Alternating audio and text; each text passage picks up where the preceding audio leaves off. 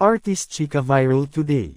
Catherine Bernardo unfollows ex-boyfriend Daniel Padilla on Instagram.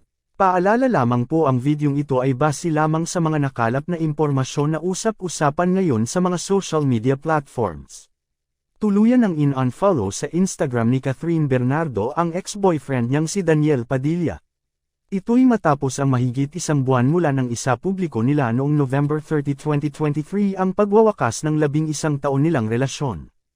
Miyerkules, January 10, 2024, nang mapansin ng netizens na hindi na lumalabas sa following list ni Catherine si Daniel. Kung titignan naman ang following list ni Daniel sa Instagram, naka-follow pa rin ang aktor sa dating nobya. Sa kabilang banda, hindi man na pina-follow ni Catherine si Daniel ay nananatili pa rin ang mga litrato at video nila ng dating nobyo sa kanyang Instagram feed.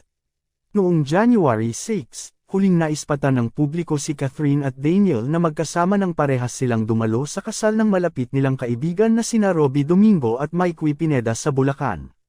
Ngunit bago ito, ilang big events na rin ang dinaluhan nila ng magkasama, kabilang narito ang ABS-CBN Christmas Special noong December 4, at Asian Artist Awards 2023 noong namang December 14.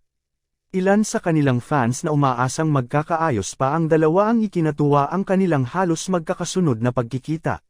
Pero noong December 15, tinudukan ni Catherine ang natitirang pag-asa ng Kathniel fans nang mag-post siya sa Instagram ng malamang mensahe tungkol sa pag-move on. Kalakip nito ang mga litratong nagpangiti sa kanya sa kabila ng hiwalayan nila ni Daniel. Maiksi niyang caption, appreciation post for the little things that have been making me smile the past few weeks. No looking back, only moving forward.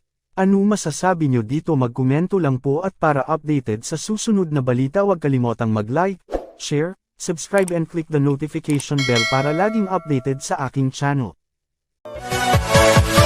Yeah!